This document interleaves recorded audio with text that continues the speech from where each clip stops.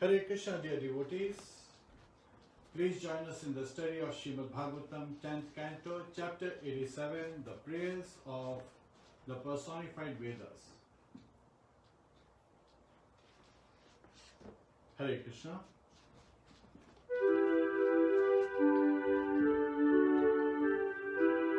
Jai Radha Madhava Kunja Bihari.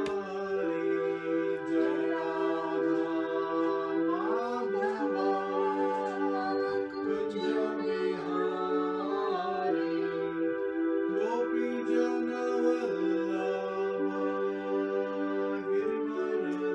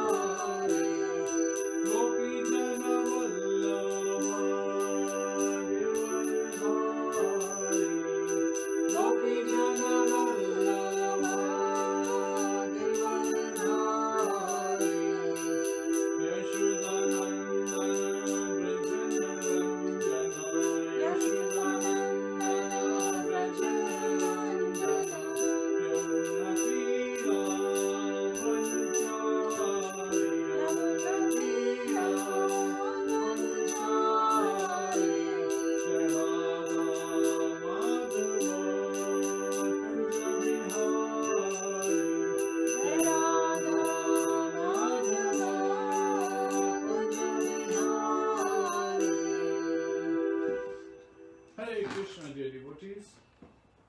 Please join us for for Mangalacharan prayers together. Om Namo Bhagavate Vasudevaya. Om Namo Bhagavate Vasudevaya. Om Namo Bhagavate Vasudevaya. Narayanam Namaskritya Naram Chaiva Narottamam Devim Saraswatim Vyasam Tato Jayamudiyet Shratam Swakatha Krishna Punya Shravana Kirtanaha Hridayantasto Bhadrani Vidunoti Suhasatam Nashtaprayeshu Bhadreshu Nityam Bhagavata Sevaya Bhagavate Uttam Shloke Bhaktir Bhakti Nashtiki. Hare Krishna. Hare Krishna, dear devotees. Please join us in the recitation of the first verse of Srimad Bhagavatam, 10th Canto, Chapter 87, the prayers of the personified Vedas.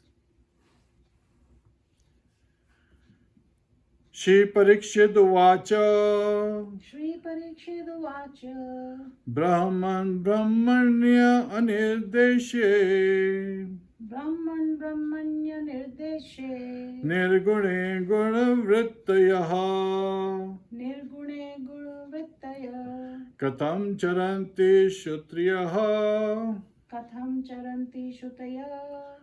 Saksha Sadasatah Pare. Sakshat Sada Sata Pare. Please. Shri Parikshit Uvacha. Shri Parikshit Uvacha. Brahman Brahmanya Nirdeshe. Brahman Brahmanya Anirdeshe. Nirgune Guna Vrittaya. Nirgune Guna Vrittayaha. Katham Charanti Shutaya. Katham Charanti Shrutayaha. Sakshat Sada Sata Pare. Sakshat Sad Asatah Pare. Shri Parikshit Uvacha. Shri Parikshit Uvacha. Shri Parikshit said, Shri Parikshit said, Brahman, Brahman, O Brahman Shukdev, O Brahman Shukdev, Brahmani, Brahmani, in the absolute truth, in the absolute truth, Anirdeshe, Anirdeshe, which cannot be described in words, which cannot be described in words, Nirgune, Nirgune, which has no qualities, which has no qualities, Guna, Guna, the qualities of material nature, the qualities of material nature, Vrittayaha, Vrittaya, whose scope of action, whose scope of action, Katham, Katham, how, how, Charanti, Charanti, function by referring, function by referring, Shrutayaha, Shrutya, the Vedas, the Vedas, Sakshat, Sakshat, directly, directly, Sat, Sat, to material substance, to material substance, Asataha, Asata, and its subtle causes, and its subtle causes, Pare, Pare, in that which is transcendental. in that which is transcendental. Translation by the disciples of His Divine Grace, A.C. Bhakti Vedanta Swami, Srila Prabhupada. Shri Parikshit said, O Brahman, how can the Vedas directly describe the supreme absolute truth who cannot be described in words? The Vedas are limited to describing the qualities of material nature, but the Supreme is devoid of these qualities, being transcendental to all material manifestations and their causes. Purport. Before beginning this commentary on this chapter, Srila Sridhar Swami prays, Vaga isha yasya vadane lakshmi yasya cha vakshasi yasyastir hidaye samvit tam nrsingham aham bhaje. I worship Lord Nrsimha, within whose mouth reside the great masters of eloquence, upon whose chest resides the goddess of fortune, and within whose heart resides the divine potency of consciousness.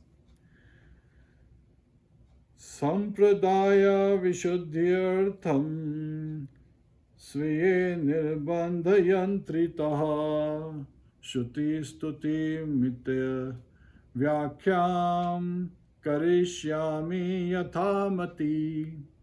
Desiring to purify my sampradaya and being bound by duty, I will briefly comment on the prayers of the personified Vedas to the best of my realization. Srimad Bhagavatam Purve Sarata Sannishevitam Mayatu Tadaupaspristam Uchishtam Upachiyate.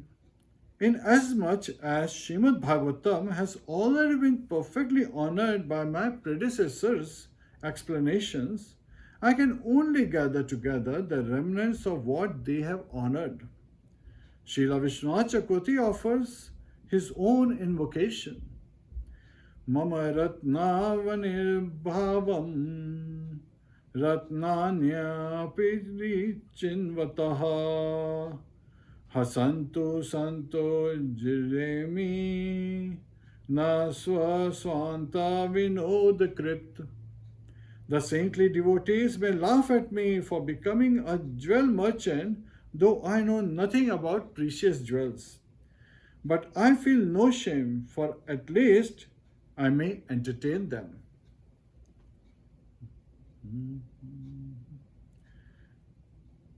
Name asti vashuddhya api napi bhakti virakti rakti na tathapi lolyat suduragamad eva bhavami veda stutyartha chintamani rasi grinam.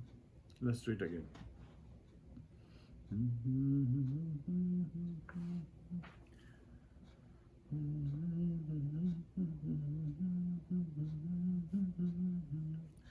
Name asti vadayusha api napi bhaktir virakti rakti na tathapi lolyat sudurgamad eva bhavami veda stutyartha chintamani rashi grinno. I think it needs to be reworked. Taseva hito pratita kovidu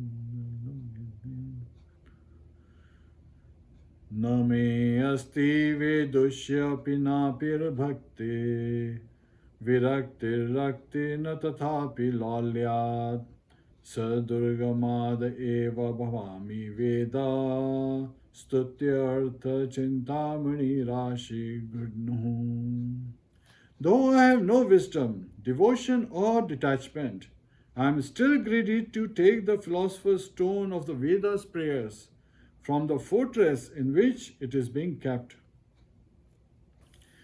Mam nichatayam avivekavayuhu Mam nichatayam avivekavayuhu Pravartate pat yitum balachachet Likshamyatha Swami Sanatana Shri Krishnangri Bhasa Stambha Katavalambaha. If the wind of indiscretion, my failure to acknowledge my lowly position, threatens to knock me down, then while writing this commentary, I must hold on to the effulgent pillars of the feet of Sridhar Swami, Sanatan Goswami and Lord Krishna.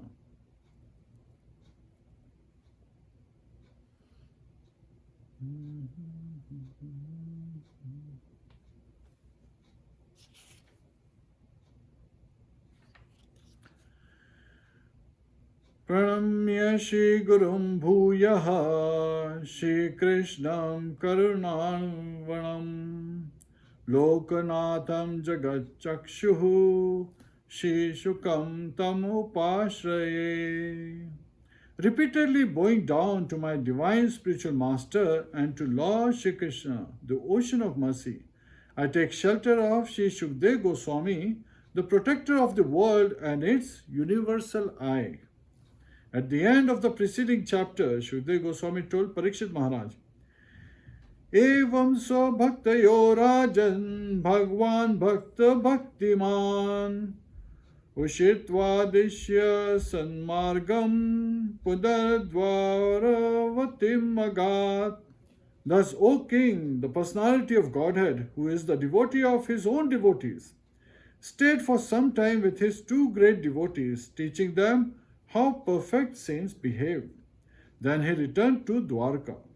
In this verse, the word Margam can be understood in at least three ways. In the first, Sat is taken to mean devotee of the Supreme Lord. And thus, Sanmarga means the path of Bhakti Yoga, devotional service. In the second, with Sat meaning a seeker of transcendental knowledge. Sanmarga means the philosophical path of knowledge, which has impersonal Brahman as its object. And in the third, with Sat referring to the transcendental sound of the Vedas, Sanmargam means the process of following Vedic injunctions. Both the second and third of these interpretations of Sanmargam lead to the question of how the Vedas can describe the absolute truth. Srila Sridhar Swami elaborately analyzes this problem in terms of the traditional discipline of Sanskrit poetics. We should consider that words have three kinds of expressive capabilities called Shabda Vrittis. These are the different ways a word refers to its meaning, distinguished as Mukhya Vritti, Lakshana Vritti, and Guna Vritti. The Shabda Vritti, termed Mukhya, is the primary, literal meaning of a word. This is also known as Abhidha, the word's denotation or dictionary meaning. Mukhya Vritti is further divided into two subcategories called Rudhi and Yog. Our primary meaning is called Rudhi, when it is based on conventional usage, and Yog when it is derived from another's word's meaning by regular etymological rules. For example, the word go, cow, is an example of Rudhi, since its relation with its literal meaning is purely conventional. The denotation of the word pachak, chef, on the other hand, is a yoga vritti, through the word's derivation from the root pach, to cook, by addition of the agent suffix ka. Besides its mukhya vritti or primary meaning, a word can also be used in a secondary metaphorical sense. This usage is called lakshana. The rule is that a word should not be understood metaphorically if it is mukhya vritti makes sense in the given context. Only after the mukhya vritti fails to convey a word's meaning may lakshana vritti be justifiably presumed. The function of lakshana is technically explained in the Kavya Shastra as an extended reference, pointing to something in some way related to the object of the literal meaning. Thus, the phrase Gangayam Ghoshyah literally means the cowherd village in the Ganges. But that idea is absurd. So, here Gangayam should rather be understood by its Lakshana to mean on the bank of the Ganges, the bank being something related to the river. Gauna Vritti is a special kind of Lakshana, where the meaning is extended to some idea of similarity. For example, in the statement, Simho Devadattaha, Devadatta is a lion. Heroic Devadatta is metaphorically called a lion because of his lion-like qualities. In contrast, the example of the general kind of Lakshana, namely Gangayam Ghosha, involves a relationship not of similarity but of location.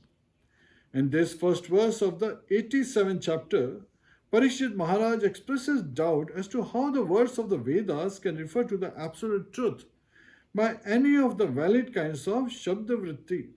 He asks, Katham Sakshat Charanti? How can the Vedas directly describe Brahman by Ruda Mukhya Vritti, literal meaning based on convention? After all, the absolute is anideshya, inaccessible to designation.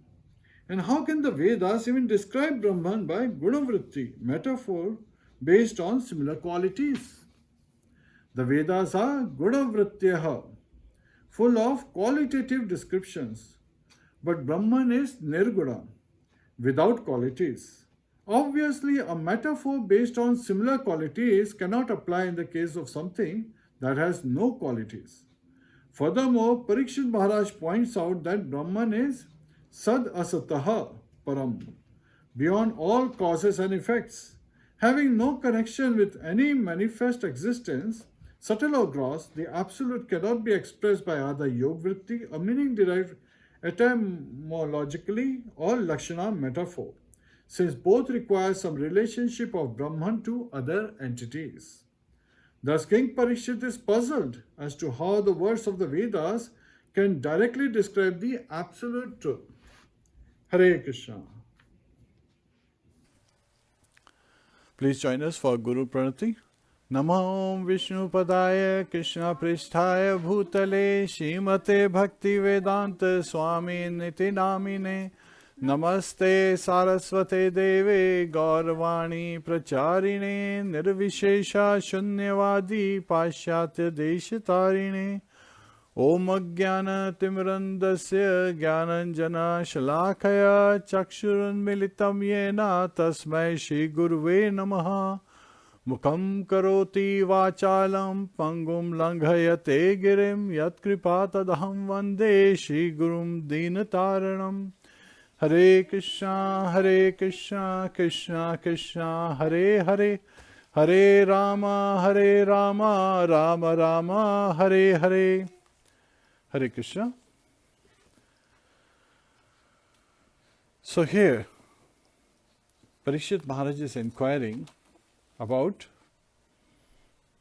looking at Shukdev Goswami, as Shukdev Goswami is speaking Srimad Bhagavatam to Parikshit Maharaj, and he had just described how Lord has blessed Shrutadev and Bahushrava. So the King Bahushrava as well as Shrutadev in the previous chapter, chapter 86, they were blessed by Lord Krishna after the pastime where Arjuna had kidnapped Subhadra and how he had married.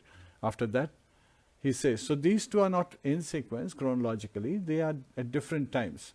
These events occurred. And at this inquiry, Shukdev Goswami is reminded of the same question being asked in the past. So when was it asked, you would ask?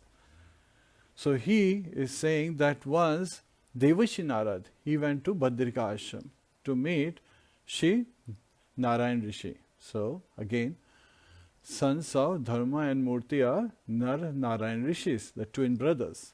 And Srila Prabhupada in a morning walk mentioned that they are Shaktavishatas, and in Srimad Bhagavatam it is also referred that when Murti had prayed for the lordships, for Lord Vishnu to kill Dambodbhava demon, he said that I would appear in your womb, and so as your son I will be able to carry out this pastime. And so when she gave birth, she gave to Narayan Rishi.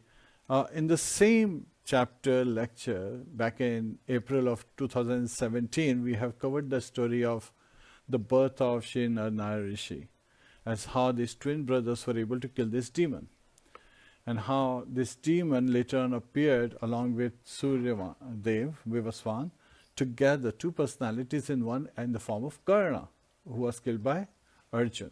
And why that Kavach had to be taken away from Karna, for Arjun to be able to kill Karna. Otherwise Arjun could not have easily killed Karna. He would have died if he had tried to kill Karna without the Kavach taken away.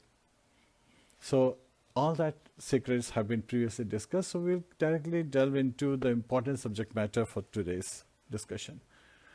King Bahushrava also glorified Narayan Rishi. So why is that? Because when Dambodbhava, he had gone to north, he had actually destroyed the whole Mithila kingdom. Yet at the same time, Narayan Rishi came and he was able to stop this demon. So he was glorifying the Lordship when he saw Lord Krishna, that he appeared as Narayan Rishi, and so Mithila, the city of Mithila, the capital city of Mithila, was saved from the wrath of this demon. Now, as he's describing that, Shukdev Goswami is saying that Devashi Narad went to Badrika Ashram. And then when Devashi Narad went to Badrika Ashram, having this meeting with Narayan Rishi asking about this pastime, having a similar question, then Narayan Rishi refers that the same question was previously asked in the Janaloka. And there the four Kumaras, the four sons of Brahma, they were there.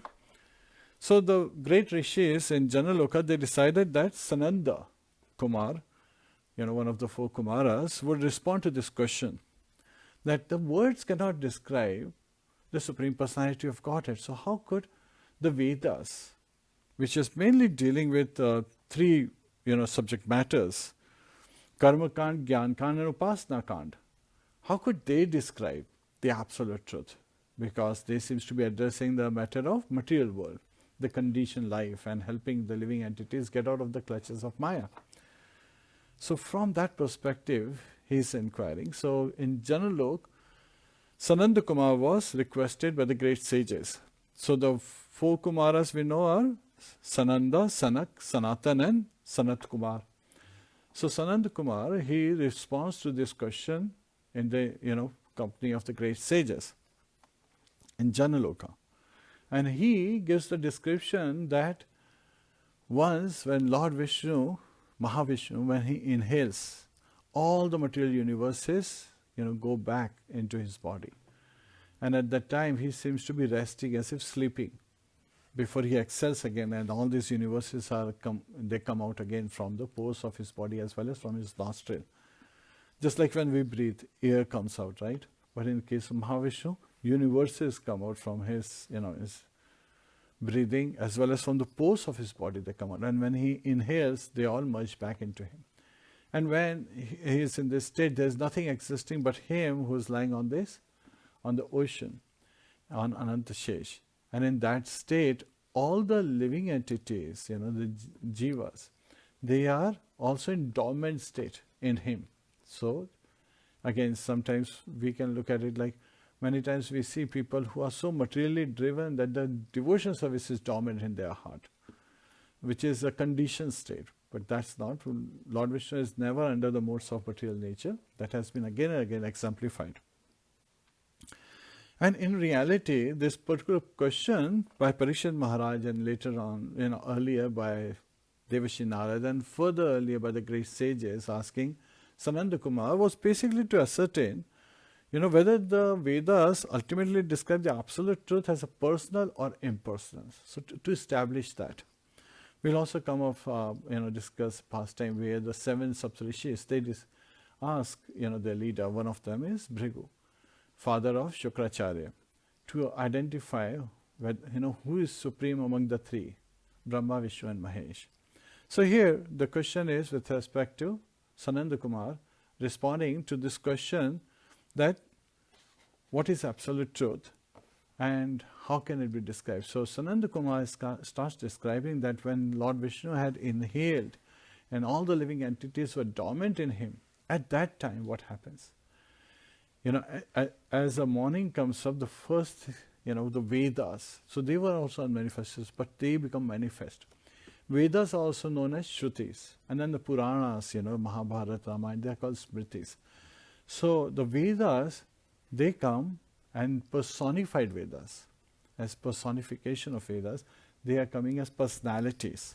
And now they are glorifying Lord Vishnu, who is none other than Lord Krishna at work. So they are glorifying Lord Vishnu, that he is unlimited in his potencies.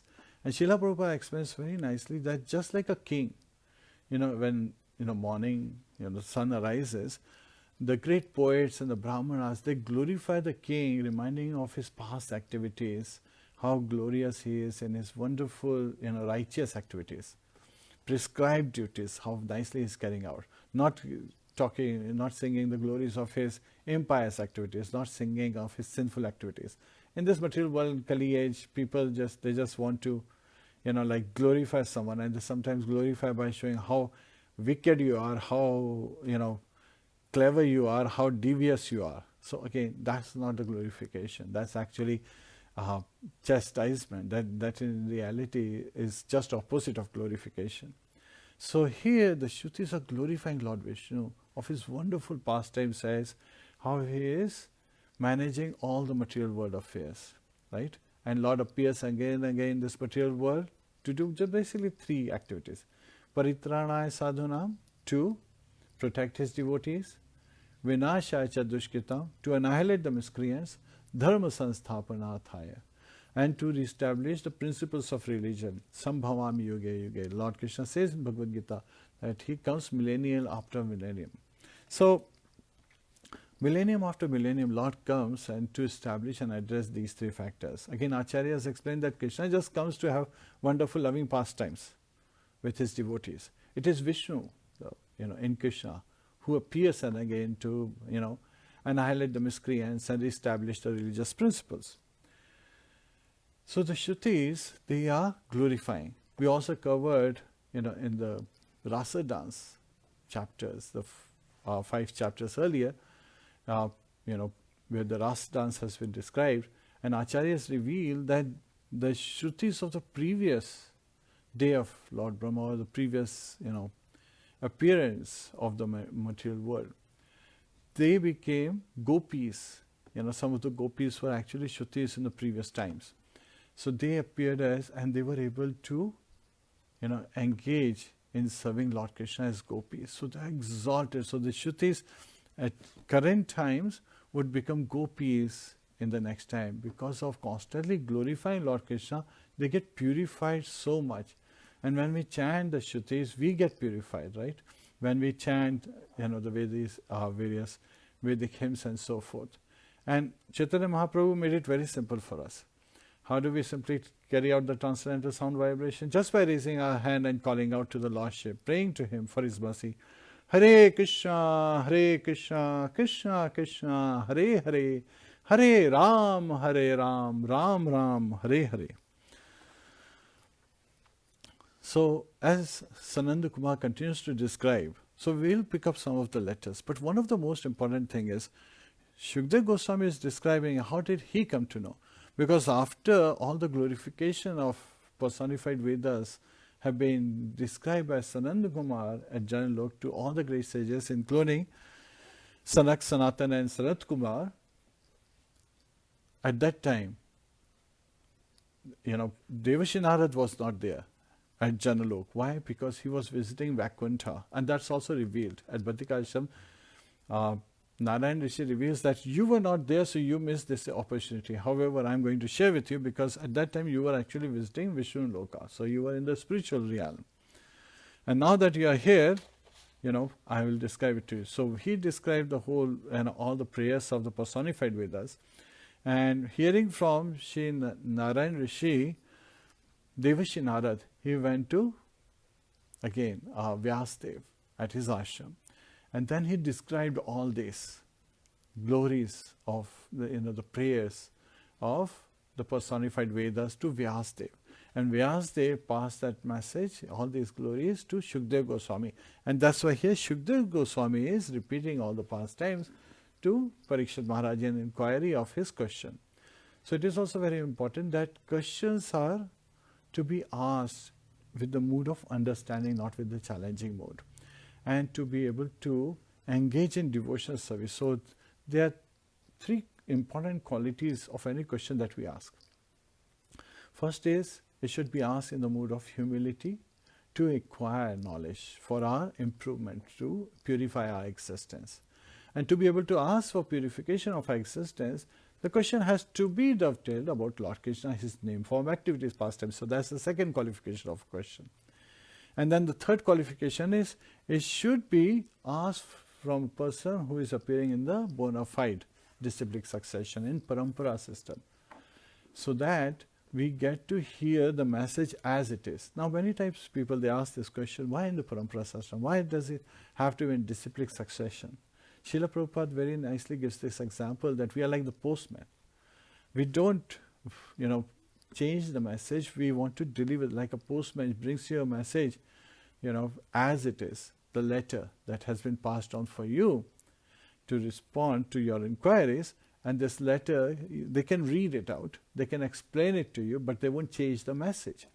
That's why Bhagavad Gita is also known as Bhagavad Gita as it is. So Srila Prabhupada wrote Bhagavad Gita because he wanted to pass on the message as it is, as Lord Krishna intended it to be understood by us. It is not something that you just put it on the shelf as it is. No, it is meant to be read so that we can understand the message as Lord Krishna intended. So that is the important analogy of a postman. Like we are supposed to be in this mood of postman. And yesterday we covered, while remembering the lifetime and the various events in the life of His Holiness Bhakti Charu Maharajas, how his, so in one of the pastime at Kumbh Mela, Srila Prabhupada, he was clearly giving instructions that there is nothing to be added and nothing to be subtracted.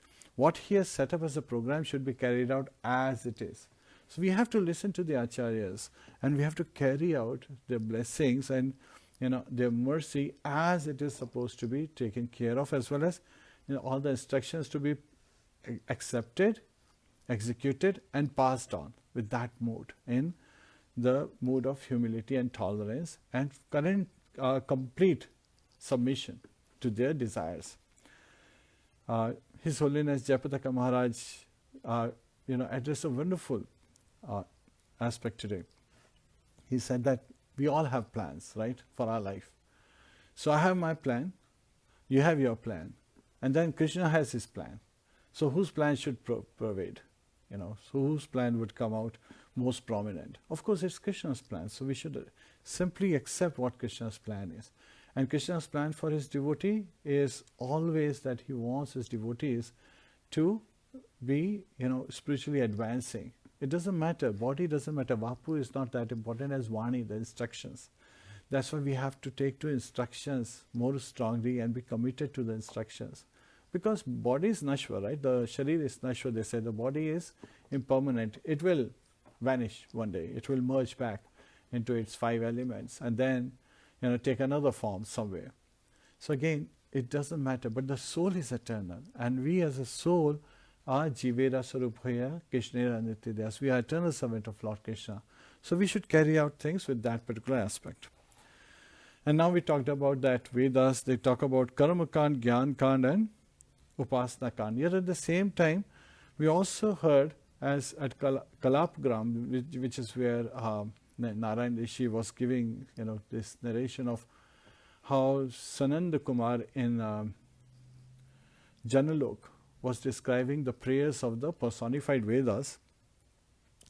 The principle is Anusharan. So we follow in the footsteps of Acharyas. We don't imitate, that is Anukaran. Anu is as they do, Karan is like activities. So that's imitation. We don't imitate the Acharyas, we don't imitate the great personalities, right? Rather, we take shelter. Sharan is taking shelter, Anu is favorably. So we favorably take shelter. How do you take shelter of great personalities? By following their instructions, by taking examples from their exemplary life, the role model that they have set themselves to be. And Lord Krishna says in Bhagavad Gita, as a prominent personality performs the various actions so that the general populace follow. Yad yad acharati sheshas tatta devetaro jana. He says that. So this is how we do Anusharan. We follow in the footsteps of Acharya. It's not that there is the footsteps, so we step on it. No, we don't do that. We actually listen to the instructions, and Vani Seva is more prominent and more important than Vapu. Vapu is personal form, the body, appearing as a person, while Vani is the instruction. So here, the main purpose of this question that Parikshit Maharaj is asking is to identify, to help understand how Vedas are glorifying Lord, and what is the purpose, how they are glorifying, and are they describing the absolute truth as personal or impersonal? Because there are two types of transcendentalists, Srila Prabhupada explains, impersonalist and personalist. And as per the Vedas, when they are describing, they are glorifying the various pastimes as how Lord appears. So now they are talking about the creative impetus. Like Lord is so merciful that He creates the material universes, which provides a way for the living entities to be able to return back home, back to Godhead. And there are three purposes, as in the conditioned body, that the living entity gets, and the purposes are that of mind, intelligence, and senses. And they are sense gratification, transmigration, and liberation, so that one can go back home, back to Godhead. Now, they also talk about dharma, arth, kam, moksha. So, those four principles. Dharma is religiosity, earth is economic development, kam is enjoyment, entertainment, and moksha is liberation. And this is not something, sometimes people, one of my friends, he said that he actually experiences this every day. In the morning he gets up, he worships his worshipable deity, so that's dharma. He goes to work, that's economic development, because he works in the mode of passion and to carry out various activities to sustain his family. And then he comes back home and watches movie and go out and enjoy the restaurant, that's calm. And that night he goes to sleep, and that's moksha. So that is the perverted reflection of the scriptural injunctions. So that is not dharma, arth, kam, moksha. So the purpose, and Maharaj does reveal to Yayati, his father, when Yayati asks for his youth. At that time he says the purpose of human birth, these four factors need to be taken care of, which is like, as a human being we have a responsibility to engage in religiosity, engage in economic development, but dovetailing it towards Lord Krishna, performing our prescribed duties based on our nature. Our activities should be based on that and as per scriptural injunctions. So we want to engage in pious activities, not impious activities. But if we dovetail it in Krishna's service, then there won't be any reaction, right? If you want to cook food as per the recipe with all the ingredients, that's nice. But then when you prepare a cooked food, a vegetarian meal, with the feeling, with a strong feeling that I want to cook it to offer it to the Lordship, to offer it to the divine couple, Shri Radha Krishna, then, and you offer it to the Lordship with love and devotion. And Lord says that even if one offers me a leaf, a flower, a fruit, or a little water, I'll accept it when he offers it with love. So love and devotion has been mentioned twice in that verse in Bhagavad Gita. So it is very important that we offer everything in a loving mode, in a surrender mode, with gratitude, that please Lord, please come and accept. I have prepared this little bhoga, for your pleasure, please accept it. Then there won't be any reaction. If we don't offer to the Lordship, then Lord Krishna reveals in Bhagavad Gita that they only verily eat sin, people who don't offer it to me. And if they offer it to the demigod, then they are offering, indirectly. That is avidhi purvakam. So that is not directly but indirectly. And that is referred to be the behavior of a less intelligent person. So that has been identified as well. So now you talk about, senses, mind, intelligence, senses, these are being talked about. We'll talk about the creative impetus a little later. But here, from Veda's perspective, we are first discussing to understand some of those aspects. So the three purposes of intelligence, mind, and senses. Senses want sense and enjoyment. So calm aspect is there from dharma, arth, kam, moksha. And then mind is looking for transmigration. So antakale cha mameva smaran mukta kaleva. Whoever remembers, whatever one remembers at the moment of last moment of his life, and at the moment of death, that's what he attains in the next life. So if you are meditating on Krishna, we will attain Krishna. So we don't merge into Krishna, we attain Krishna. So we go back home, back to Godhead, when we only meditate on Krishna at the last moment. So that has been revealed as well. And then comes the point that, and then the last one is intelligence should be used, because we have intelligence, we have the capabilities which come with a responsibility to be able to go back home, back to Godhead. So sense gratification, transmigration because of mind, sense gratification with the sense, and now to be able to go back home by engaging our intelligence, in serving Krishna. So we have higher level of intelligence than other living entities, than other, of 8.4 million species. Human life is where you have this possibility to be able to go back home. It's a perfect boat to be able to take back home and cross this ocean of nations, the material world. Now, when this comes, suddenly people say, wait a minute, what about all that economic development gone here? So it is very nicely explained with an example where there was this lady, she was at a vending machine and she had coins in her hand. It was like 25 cents. You press, select the Coke, and the Coke can would come out, just like a vending machine normally works. So she puts a quarter, and then she presses the button, and a can of Coke falls, and she takes it out. Then she puts another quarter, and she was doing it. Every time she was running out of quarter, she was asking her friends and other people to kind of collect. And there was a big queue, big line behind her of people who were waiting to get some snacks or something, a drink from the vending machine. And so the person behind her became impatient. He said, "Ma'am, what are you doing? Aren't you done? You have all this whole lot of cans gathered here." She said, "Don't you see I'm winning?"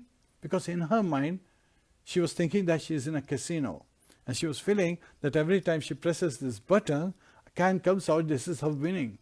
And that is the mentality in Kali Age. People, they get bewildered by the energy, the material energy of Lord Krishna, because he says, "Mam maya duratyaya."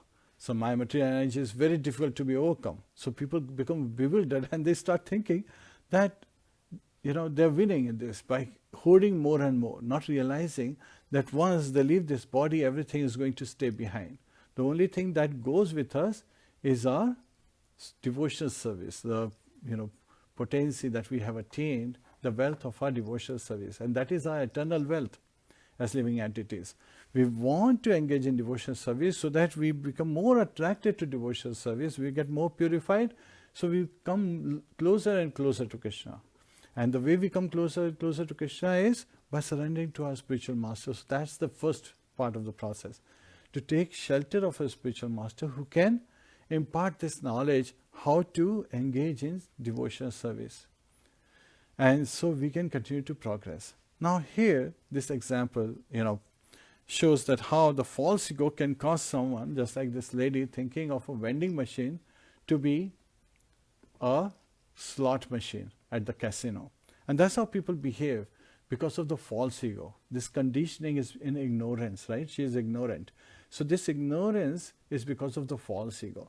So Lord Krishna, the Shrutis, personified Shrutis, they are singing to the Lordship that you by your own potency are causing, with Mahat Tattva, which is unmanifested, and false ego in that Andantara, Parmadu, Chayantarastam. You're creating this material universe where people are conditioned and they forget their purpose. And people who forget their purpose, they're constantly going through misery. Jaram mrityu jara vyadhi dukkha doshanu darshanam. So in this forgetfulness, they are constantly going through misery of birth, death, old age and disease. And they're constantly suffering. So we talked about the impersonalist versus personalist. And what's the difference? So again, impersonalists are still taking shelter of Lord, but indirectly. They're taking shelter of Brahman. And Chaitanya Mahaprabhu says that they are offenders at the lotus feet of Lord Krishna. Why? Because they are thinking that they will merge into Brahman and become God. And that is the offense. The intention to become God. Rather than that, the personalists who have the feeling that they want to serve God. So by this mindset, impersonalists commit a great offense. The transcendentalists who know the absolute truth recognize the supreme absolute truth in three forms: Brahman, Paramatma, and Bhagwan.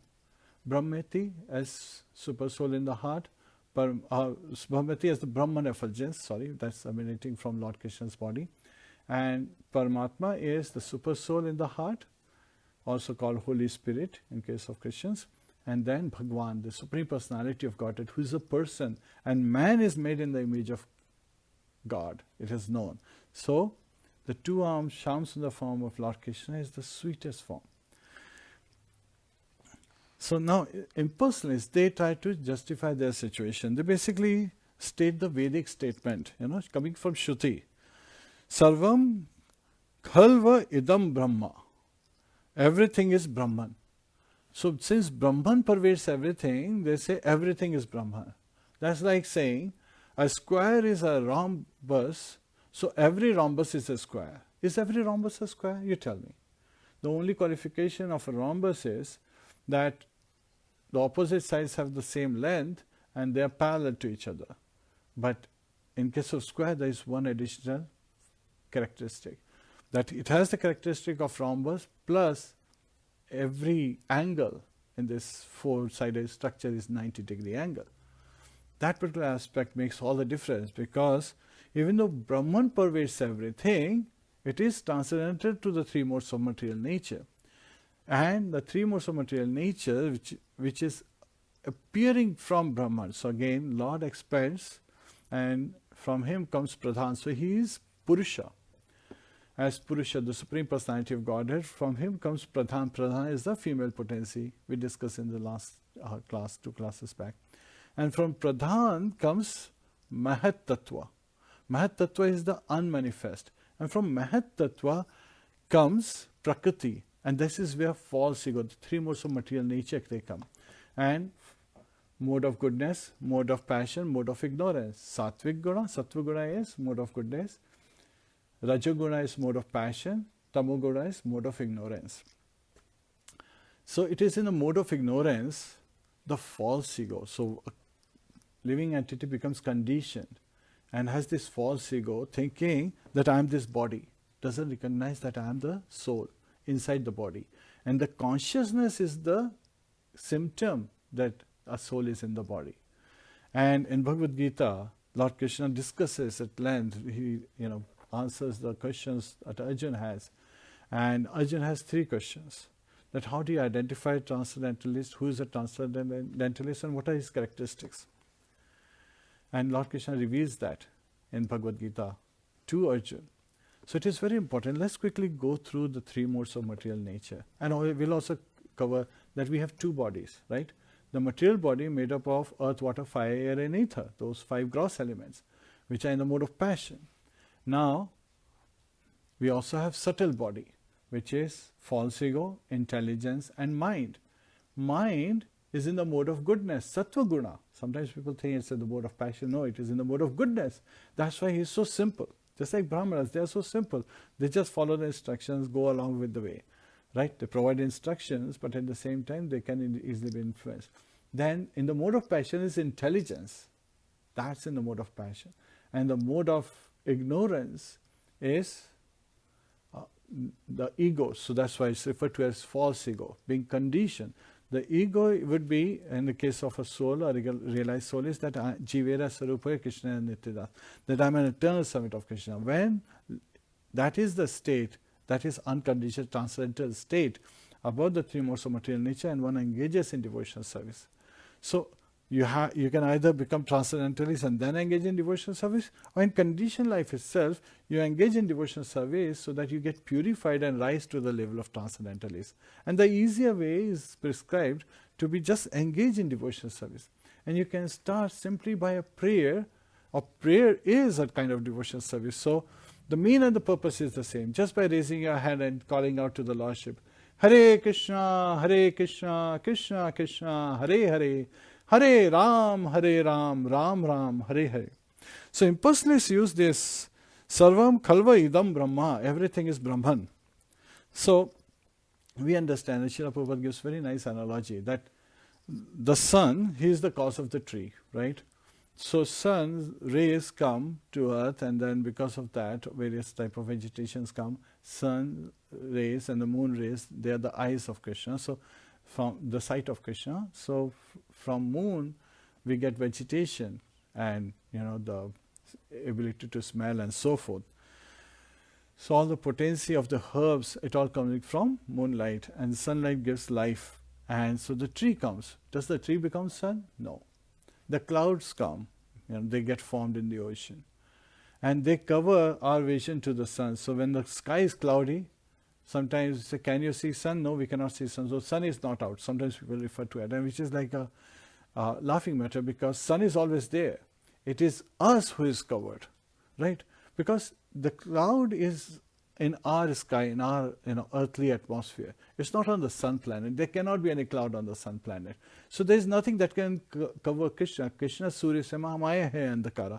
So Krishna is like sun. He cannot be covered by Maya. Rather, Maya is his servant. She is serving him. Yet we sometimes feel that Lord is covered, and that should never be thought. So Acharya has explained to us very nicely. Srila Prabhupada explains in his purpose that just because the tree is caused by sun doesn't mean the tree has become sun. The potency has come from sun. Just like in this body, the potency is in the form of soul, a part and parcel of Lord Krishna. So because of the soul, there is consciousness and various activities are performed. And the soul has desires that drive various activities. And if the soul has the wrong desire to engage in sense gratification, then it is very strong in its false ego, in forgetfulness. So if you can understand how easily this thing is driven, so when we are forgetfulness, we seek sense gratification. We get impacted with joy and sorrow, happiness and distress, hot and cold, all the relativity in this material world. They start affecting us. Birth and death start affecting us. So it is very important for us to take from the right perspective. So the cloud, the trees, they are not sun. Sun is situated at its place, while the sun's potency is in them. Just like Lord Krishna's potency as part and parcel, the Jiva Tattvas, the soul, the living entity is in the heart of all the bodies that they pervade, and along with him, the living entity is also the super soul, Paramatma, the Holy Spirit. That's also there in the heart, and is waiting for the living entity to turn around, because living entity, there very nice analogy given in the scriptures is two birds. They're going from one branch to another, and one bird is waiting for the other bird to be ready to listen, and just waiting. And the other bird is just going in higher branches, lower branches, tasting different kind of fruits. And so some fruits are fruits of happiness, some are fruits of distress. So it's constantly enjoying and in distress. So happiness and distress is what it's experiencing. So happiness and distress is because of the desire of the soul. While the activity performed by the body is under the modes of material nature. And one can transcend them just by engaging in devotional service. There's a very nice story. So when we talk about conditioning, the story is that of a fisherman. So one day he was out, trying to catch fish in his net, and it became really late. And he realized that his home is far away. So on his way, he saw a hut. So he knocked on the door. So a householder, he opened the door. He says, "Can I stay here?" So a householder said, "You can stay here, but since your fish net has such a bad smell, right, you need to leave your fish net outside." And so the fisherman said, okay. He left his the fish net outside, and the householder showed him a room he can sleep after eating, giving him some prasadam. So this fisherman, he could not sleep. He was walking back and forth in the room. So the householder, he asked, "What's wrong? Why can't you sleep?" He said, "Because I'm so used to the fish net, the smell of the fish net. Since I don't have that smell, I can't sleep." So that is conditioning. Right? It is such an abominable smell, yet at the same time, his conditioning is so much in that state that he cannot leave it. And he becomes unstable, he becomes distressed in the absence. So sometimes when people, they try to forcibly be put in the conditions where they are trying to take to bhakti, but they have not had that potency, they have not fully surrendered to the process, they are artificially trying to do. It's still commendable that they're trying to do. Yet at the same time, they feel distressed that they are missing, when they are chanting, they're still thinking of what all activities they have to do at work. They have to give this instruction to another person, they have to take care of that bill, they have to take care of those activities. So their mind is constantly wandering. And the important aspect of chanting is that you focus your mind, bring it back wherever it's wandering, bring it back. And Srila Prabhupada said, practice makes a man perfect. So we have to practice again and again. So yes, in the beginning it is hard, but keep bringing it back, keep bringing it back. So when you bring it, and why you bring it back? So that you chant it very nicely, you hear it, and the Mahamantra is a transcendental sound vibration, not of this material world. So when you hear the transcendental sound vibration through your ears, it goes into your heart, and purifies. It is said that when we are chanting the holy name, Lord Krishna is dancing on our tongue. Hare Krishna, Krishna Krishna, Hare Hare, Hare Ram, Ram Ram, Hare Hare. Now there is also a very nice story that comes in the Shastras, which is, again, the similar example as how people get conditioned. So once it just so happened that Lord Brahma, the first living entity of this material world, he became upset, Indra makes an offense, so he curses Indra to become a pig. But after some time he realizes, it is a very harsh curse. Maybe I should not have given. So he goes to get Indra. So what he sees that as Indra has taken birth as a pig, and now he has female pigs, and then he has piglets as his children, and he says, let's go back.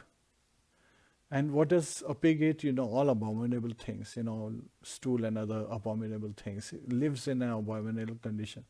But Indra says, no, I'm very happy. I'm very happy in this. So that is conditioning. That is conditioning because he's thinking that he's very happy with his female pigs and his piglets and he has this nice family. That is conditioning. So again, however devotee's view is, unconditioned view is, that everyone that I have been given association is actually a devotee of Lord Krishna. So all our Vaishnavas, Vaishnavis, so everyone, every living entity is a devotee of Lord Krishna. Jivera Sarupaya Krishna Nityadas. Now what's the difference? Some know it, some don't. Some are conditioned, some are not conditioned. And some are flickering between the two, trying to decide which way they want to go. So it is only our mindset, our intelligence is bewildered. So yet at the same time, we have the intelligence. We have these potencies in the human form of life, which is a gift. So we have to take care of and not waste it like the lady who was thinking that the vending machine is a casino slot machine. We should not think it that way. We should understand that everything has a purpose with its time, place and circumstances and should be used for that purpose. And everything, given its purpose, should be dovetailed in the service of Lord Krishna.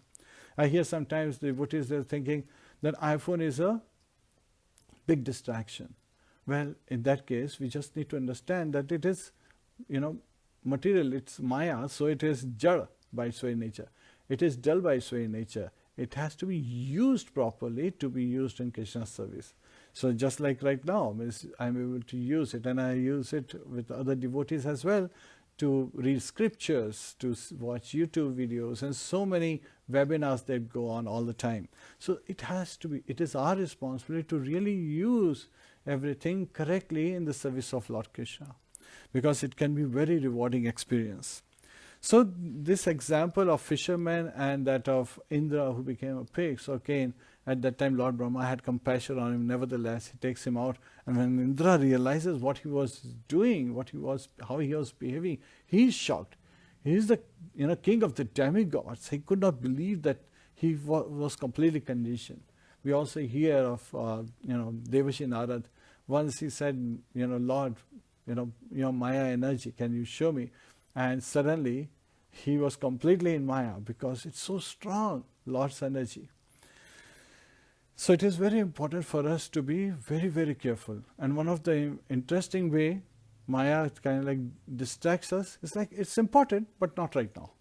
That's her biggest snare. And then she sends lurements our way. And transfer of desires happen when we see something, very attractive. Our eyes want to see something attractive. But to be able to see something attractive, we want to see the most attractive, which is the deity form of Lord Radha Krishna. And that they are wonderful because they pacify our senses. When we want to eat palatable foods, we should eat prasadam because that purifies our tongue. When we want to hear something, instead of hearing Bollywood, Hollywood music, we should be hearing Kirtan, the glorifications of Lord's name, activities, pastimes, hearing about Lord's pastimes. Like here, the personified Vedas, they are singing glories of Lord Krishna. We want to hear these prayers so that our ears are purified, our heart is purified, and our very existence is purified. And when we want to touch something, we want to touch the lotus feet of Lord Krishna, Shri Radharani and his devotees. So when we touch other Vaishnavas, we get purified. When we take shelter of Vaishnavas, we get purified. So again, our existence is meant for purification. Right? When we want to smell something, We want to smell good stuff, right? Tulsi leaves. We want to smell the flowers that have been offered to the Lordship. We want to, be in that Vrindavan-like environment. Create a dham at your home. That's the simple injunction we get from the Shastras. And everything has to be, as per Puranadi and Vidhi, according to the prescriptions in a prescribed manner. So you can always take shelter of a Vaishnava to inquire how to engage in bhajan kriya, how to engage in devotional service of the Lordship, because anartha nivriti, all kind of anarthas are removed. And the 6 kind of anarthas we always refer to, right? Kam, Krodh, Lobh, Moh, Mad, Matsara, lust, anger, greed, envy, pride, delusion and madness. So again, to be able to relieve ourselves from there. And then, as the Shruti personified, they are singing, the Vedas are singing the glories. So this is like, like the poet saying to wake up the king at the coming of a day. Similarly, they are singing and they are saying that Lord, you appears in his 2 forms, right? Swamsha and Vibhinamsha. So his expansions as Swamsha are Vishnu Tattvas, who are not different from him. While in Vibhinamsha, the expansions are Jiva Tattvas, the living entities as Jivas. And again, Jivas means living entity. Jiva is the Sanskrit term for living entity. And these living entities, when they are in constant service of Lord, then they are in spiritual world. And when they are in conditioned state, they want to enjoy, be the center instead of putting Lord in the center. They want to be the center. Then they are in the material world. And even being in the material world, whose shelter are we taking? Are we taking shelter of Lord's internal potency? Then we automatically are in spiritual world. We don't have to go to spiritual world to be in spiritual world. Right here, since we are singing glories of Lord Krishna, you are hearing glories of Lord Krishna, we are in spiritual world. It is just that the perception is deceiving us sometimes. People, they fail to say it. Just like when people go to the temple, some people see the deities as idols. They are just idols. It's their perception that makes them conditioned. Because of the condition, they have this perception. Then there are people who see the deity and say, oh, he's the Supreme Personality of Godhead. He's the Lord. He is the proprietor of all material and spiritual universes. So he has everything. So let me ask for things. So they use lordships as order suppliers. Oh Lord, give me nice bank balance, give me promotion, give me, nice job, give me a beautiful wife, give me a house, give me a, cars and so many other things, wealth, and they're constantly asking. And they're chasing this, next target. As soon as they get this target, the next target comes in. They're also in conditioned state. However, they're in a better state than the previous one who consider idol, because they at least realize that he is the Supreme Personality of Godhead. So that is like the first stage to know that yes, I'm living entity and I'm Atma, he's Paramatma. He is the supreme living entity, the Supreme Personality of Godhead. Even higher than that is, it is realization that it's a big offense for me to ask anything from Lordship. Rather, I should always be serving Lordship. I should be his order supplier instead of making him my order supplier. And this mood is shown by the 6 Goswamis in Vrindavan, that they were always engaged in bhajan kriya. They were always engaged in devotional service, serving the Lordship, and exemplifying in their writings. They are showing again and again how we should serve. And similarly, the Vaishnavas, the great acharyas in the disciplic succession, are showing us by their examples. And Chaitanya Charitamrita is filled with these wonderful pastimes. Srimad Bhagavatam is filled with such wonderful pastimes, says how the devotees are serving Lordship. So when we glorify the devotees, when we are studying the scriptures, Lord Krishna is smiling, he becomes happy. And when we are glorifying Lord Krishna, then the devotees become happy, they become blissful, and they bless us. And when we want to seek blessing, all we have to do is take shelter at the lotus feet of Shri Radha Krishna and the great Vaishnavas, the Vaishnavas in the disciplic succession. And that will be our purification. And in Bhagavad Gita is revealed that the demigod worshipper is avidhi purvakam. Avidhi purvakam is not as per the process. So the process is when you want to provide water to all the twigs and leaves of the branch, you provide the water to the root and automatically it spreads. So that is vidhi purvaka, as per the process. Avidhi purvakam is the indirect process, because whatever demigods provide you, they provide you because they received it from Krishna. And his power, just like Brahman pervades everything, so his potency pervades everything. So just like Srila Prabhupada gives this example in Krishna book in this chapter, that just like when you go to an office and the administration you see in different departments is being carried out very nicely because the boss, his power, his potency pervades everything. His rules and regulations, his instructions are being followed. So that is there. So again, when we pay taxes, we pay taxes to, in case of India, in ITO, and then they distribute it to different departments of the government. In US, you pay taxes to IRS, where it is distributed to different departments. So that is the process. If you want to nourish your body, you provide food, you take prasadam and you provide it to your stomach from where it is spread. If your hand is feeling weak because you haven't had any nourishment, you don't feed it. You put dal and rice and all those kind of prasadam on your hand. No, the process is, that would be an indirect method and you will not get the proper potency if you directly try to serve in this manner. And why is it recommended? Actually, Sutta Goswami reveals that actually that is the right process, because even if you do it knowingly or unknowingly, even if you have material desires, it actually is glorious. Why? He's stating, akama sarava kamo vaha moksha kama udaradhi tivrena bhakti yogena yajate purisham param. Even if you have no desires, akama, which means you have no desires to enjoy personally, rather you want to engage in the devotional service of Lord Krishna, akama. So all your desires are dovetailed in pleasing Lord Krishna, anukulena Krishna. As per Lord Krishna's desire, you are having all your desires, dovetailing in his service. Sarva kama, or even if you have all kind of desires, material desires to enjoy this material world, to enjoy the opulence of this material world.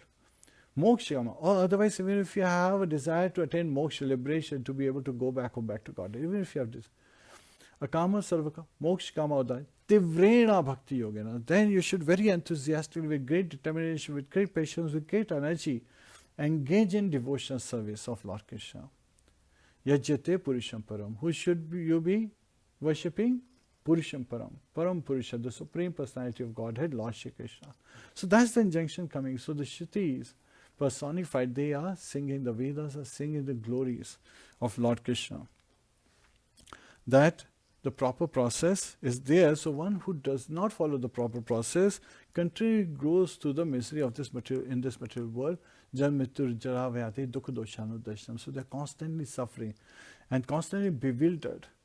Now, in the three modes of material nature, let's also discuss what are the characteristics of the three modes of material nature. In the mode of goodness, one is feeling happy, one is feeling satisfaction, one is filled with knowledge, right? So one is really, getting enlightenment. Yet at the same time, it's in a mode of goodness. So in a mode of passion, one is becoming greedy, one has this great zest to engage in fruitive activities. They're constantly changing different targets, they're constantly engaged in doing things. And what is the mode of ignorance is characteristic? One is indolence. Indolence basically means lazy. One has madness, and they are constantly bewildered. They are living in darkness. Ignorance also reflects darkness. Tamoguna also means darkness. And so what is the result? So a person who is in knowledge, they are, feeling that all the 9 gates of their body are enlightened, and they are really feeling, blissful, and always feeling that, they have this amazing capabilities. They are able to control their senses, and they are able to perform austerities and so forth. In the mode of passion, person feels, they're bewildered. Yes, we understand that because they're chasing, sensory organs, and they're chasing very materialistic targets. Yet they are engaged in fruitive activities. They're constantly engaged in fruitive activities, and they're chasing a moving target. So they behave like an animal that's chasing a mirage, thinking that that's water. So similarly, the living entity in the mode of passion is chasing, just like mirage, they're chasing happiness. But it's not true happiness. It's a mirage of happiness. So they are constantly just chasing, and it always moves forward. It always moves. So as soon as they get to the side, they realize it's not there. The water that they are thinking is not there. The happiness that they're thinking is not there. So they're constantly bewildered. And in the mode of ignorance, sometimes it just happens that they say, okay, I'm already too frustrated, I'm disgusted with this life, so I should just give up all the, ability to look for the truth. And and it's also because of the calm, the anger. Kamesha, Krodosha, Rajoguna Samudbhava. Mahashano Mahapapma Vidya Enam Iha Varinam. Lord Krishna reveals to Arjun that because of these lusty desires, one becomes angry when they cannot achieve it, which makes them even fall down to the mode of ignorance.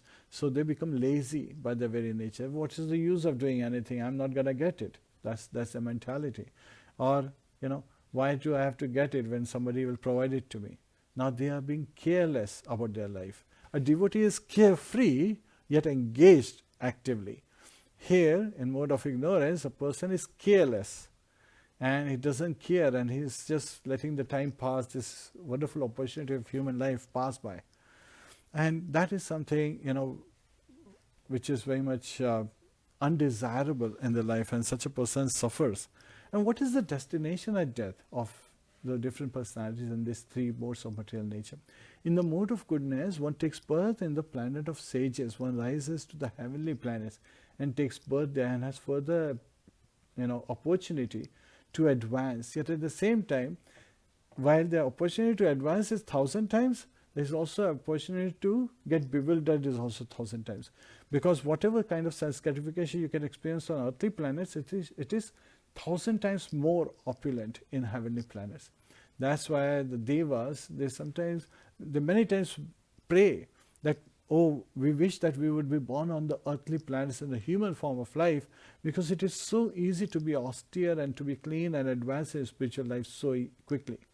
Even though they have thousands, hundreds of thousand times more lifespan than us humans, because of the attraction to enjoy and engage in various kind of activities, they are not able to engage in devotional service.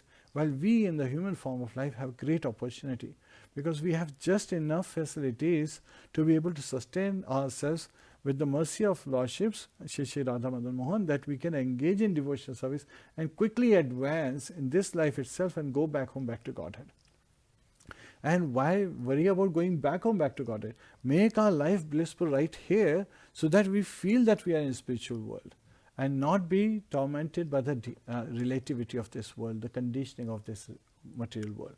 So in the mode of passion, one takes, at the time of death, one attains earthly planets and engages in fruitive activities. So this engagement in fruitive activities causes one to further go through this cycle of birth, death, old age, disease. And now finally, in the mode of ignorance, it is described in the Shastras that one takes birth in the animal kingdom, lower births. People who are exposing their bodies, they take birth as trees, and they're standing there in heat and cold and torrential rains and hurricanes and so many, abominable conditions. They are just standing there. So that's the kind of body. Staying as hills and mountains, that's such a tough life. People can come and they can just bombard with dynamite all these hills and mountains. And Indra, he uses his thunderbolt to destroy the peaks of the mountain, it is said. So what kind of life is that? And you can't even move non-moving living entities. Or even if as insects, animals, reptiles, birds, all these are lower life types.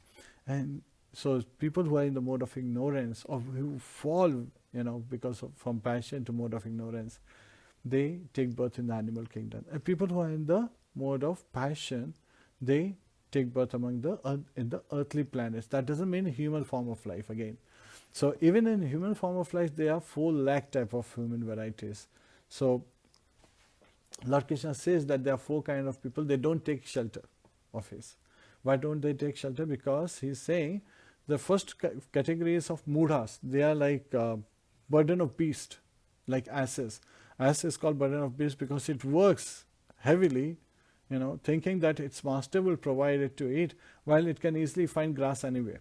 But it's taking on this burden of beast. Then the second kind is Maya Pratyana. So ones whose intelligence has been taken away. So they have intelligence. So these are the philosophers and scientists, and they even deride God. They are theists, and they even go to the level of criticizing God and his devotees, committing such offenses that they would suffer very hellish condition just for doing this Vaishnava aparadh, right? Offenses. It's also called mad elephant disease. So people do that. And at the same time, devotees, they just say, let it be, Lord Krishna, please be merciful.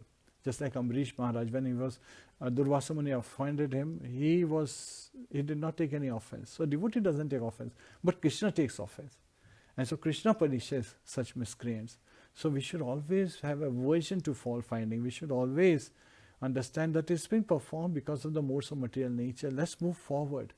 This person is making an attempt in devotional service, and that is glorious. He is engaging in spreading Krishna consciousness. That is glorious. We should look at the positive aspects of a living entity when they are engaged in various activities. Action speaks louder than words. Yet at the same time, we also know that words hurt, harder than any weapons. They are more dangerous than any weapons. So we have to put things in proper perspective. So here, in the mode of ignorance, we don't want to be and then why do people in this, we are talking about the third kind of human beings who don't come. Asurim bhavamash namam durshkitanumura naradhamar. So the third kind is the one who has the most fallen of human race, where they live in abominable conditions. Their lifestyle is very bad. So they are the most fallen of the 4 lakh kind of human species that are in 8.4 million types. So they don't surrender to Lord Krishna because they are living in this, just like we covered the example of fisherman. He was so much used to smelling the fish net, that abominable smell, that he could not sleep even at night. So they are living in that condition state. Don't want to be in that state. And so those kind of people don't surrender to Lord Krishna. And Asuri Bhavam. So the ones who are demonic by nature. And what is a demonic mentality? A demonic mentality is focused on I and my. I leads to envy, mine leads to lust. I relates to the various designations that the body has. Sarvopadhi, right? So we need to be, released from all these upadhis that we have for this body. I am a man, I am a woman, I am an American, I am an Indian, I am yellow, I am black, I am white, I am brown, I am an Asian. All these things should be taken away. I am a CEO, I am a president, I am a janitor, I am a manager. All these things, I am a merchant, I am a proprietor, I am an entrepreneur. So many designations are there. They are related to the body, not with the soul, because the soul has only one designation. Jivera Surup Hoya Krishnera Nityadas. That is the most important position, that we are eternal servant of Lord Krishna. That is the position we have to engage in. Sarvopadhe vinirmuktam yat paratvena nirmalam rishikena rishikesha sevanam bhakti ruchyate. To be engaged in devotional service properly, we have to give up all kind of varieties of these designations associated with the body. I'm a father, I'm a mother, I'm a child, I'm a brother, I'm a sister. All these are also bodily designations. Rather, we should be thinking that everyone around me, all my associates, friends are Vaishnavas, Vaishnavis. And we are all here together to serve Lord Krishna. And so we should make every attempt to enlighten, to fan that spark in each other's heart, so that our devotional service becomes stronger. And right, even in COVID-19 situation where we have pandemic, lockdown, we can engage in serving Lord Krishna and continue to advance in our progress in devotional life and our spiritual life. Our spiritual journey advances very well, and we can go back home, back to Godhead just in this life, because it's enough for us to achieve the goal of life. And sometimes people, they get even bewildered. They are so much attached to the language. So when Srila Prabhupada, Bhakti Charu Maharaj, in his book Ocean of Mercy, he writes that when Srila Prabhupada, he came in 1977 at Mayapur, in one of his class, there was an elderly Bengali gentleman. He was asking a question in Bengali. And Srila Prabhupada was responding in Hindi and English at times. So now this elderly gentleman, he said, I'm asking you a question in Bengali, you're a Bengali, why don't you respond in Bengali? Srila Prabhupada made it very clear. He said, well, can't you understand what I'm asking? You can understand when I'm responding to you, right? So the language is not important. What is important, that the message be understood. And again, sometimes people, they are again looking at the bodily association. I'm an Indian, right? So if I have to hear, I'll only hear in Hindi. They're looking from the bodily, aspect. They are still having this upadhis, and they will only want to hear from someone who's speaking in Hindi. well, we can't help them because they are bewildered, right? They are covered with this cloud. And we have our journey, and we want to make sure that the message is understood. If you can understand English, you can understand. The most important is not whether you know English or Hindi. Most important is, can you understand the message? If you can understand the message, that is for our purification. We should dovetail our life to follow that instruction and attain perfection in this very life. So that has been covered. And as the personified Vedas they are singing, they are basically saying that O Lord Shiv, with the help of this Mahat Tattva and the false ego, you are creating all this mind, senses, intelligence, and all this world. So, but at the same time, you are the conditioned living entity, they are taking birth, they have senses, but you don't have senses. What they are saying is that you don't have material senses. So, Acharyas explain it, that Lord Krishna has transcendental senses. He doesn't have material senses. Or he has not being split into multiple beings. So those are the various aspects that it is identified. And the purpose of the conditioned soul to take birth is to transmigrate. So even if one is born in the lower birth, they transmigrate through 8.4 million species and finally come, because of the causeless mercy of Krishna, to get a human form of life. So this is where we have this opportunity to come to the level where we can engage in devotional service and go back home, back to Godhead. And the Vedic process is to promote the conditioned soul to the mode of goodness. Srila Prabhupada says, why? Because cleanliness is next to godliness. So that is where we can invoke the mercy of the Lord, receive His blessing, and go back home, back to Godhead. So again, there is a very nice example given in the prayers. It's like, from earth a tree grows, right? And from the wood of that tree, fire is ignited. And when you ignite the fire, the first thing that comes out is smoke. Then what comes out is heat, the hot smoke. And heat is experienced. And then the fire comes out. And the fire serves various purposes. So therefore, fire is the ultimate goal. So yes, we realize that the human form of life, different type of living entities are there. In Prakriti, different kind of facilities are there. And we want to advance further, to the level of Brahman, so that we can engage in devotional service to be able to go back home, back to Godhead. And we understand how to be at peace, taking the shelter of Krishna, how to attain that bliss that we are seeking for. So this is where the Shrutis personified, the Vedas, they are continuing to sing the glories of Lord Krishna.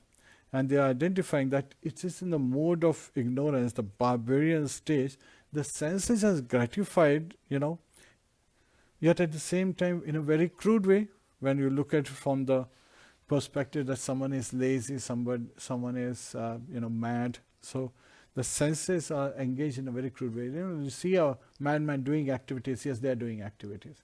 Yet do their activities have any meaning? And sometimes people even get bewildered by the activities of a madman. There is a very nice, two of the incidents that come to mind. So one person goes to a mental asylum as a doctor, a psychologist goes, and he's like, I'm going to find out if some of these mad people, they're cured. So he sees three guys sitting on a tree. So the person at the back is like, zoom, zoom, zoom. He says, what are you doing? He's like, don't disturb me, I'm in a race. It's like, this person is definitely mad. He's sitting on a tree and saying zoom. So he goes to the person who's in front of him on another tree. And he hears him. He's even louder. Zoom, zoom, zoom. And like, what are you doing? Oh, I'm in a race. Don't you see? I'm trying to win. And then he sees there's another person ahead of him. He's also sitting on a tree. But this person is very nicely relaxed. So he says, oh, this person knows he's not mad. So he says, what are you doing? It's like, I'm doing nothing. I'm already winning the race. Why should I do everything? Then he realizes even this person is mad. So mad people sometimes can be so much in delusion that they show themselves to very peaceful and very elevated. But their mindset reveals, their mind, their heart reveals. And that's why they said again and again that a fool is known when he speaks something. So when he breaks his silence, we can know that he's a fool.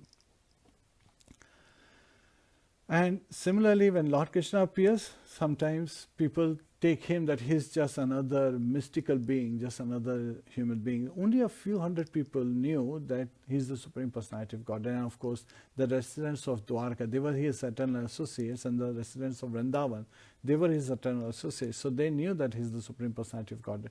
Apart from that, on the Kurukshetra war, means battle at Kurukshetra, very few of the other warriors, they knew that he is the Supreme Personality of Godhead. The Pandavas, Bhishma, Pitama, Dronacharya, Kripacharya, only some personalities knew, not everyone.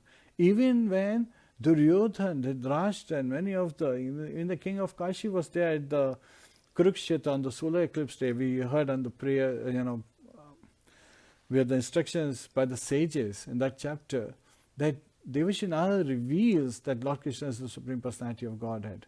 But not everybody took it to heart. So knowing is one thing, realizing it is another thing. So how much are you surrendered to really take the right step in that right direction is very important. So in conclusion, senses and intelligence are gross and they can't realize Krishna. So in the crude manner, when they are engaged in the mode of ignorance, we cannot realize. Whereas in the mode of passion, or in a civilized life, the senses are gratified in a polished manner. That's all is happening. So, it's like a prison. You have a prison with AC or without AC, it's still a prison. So, whether you are living on a heavenly planet or you're living on a earth planet or you're living in a hellish planet, you are still in the material world. It doesn't really matter. You are constantly suffering. The level of suffering increases, decreases, but you are finally serving because you're on this Ferris wheel. Sometimes you're going up, sometimes you're going down. And in the case of two birds example on a tree, the second bird is just waiting as Paramatma in our heart, is waiting for us to turn to him and listen to his instructions, to follow the injunctions. And when we are ready to listen, at that time we get the instruction. As per the process, we need to take shelter of a bona fide spiritual master. A spiritual master who appears in the disciplic succession, so that we can get the enlightenment in our devotional service. We get this Bhakti Lata Beej, and in the soft soil, proper, nicely nourishing soil of our heart, we can sow it and water it with the chanting of the holy name every day.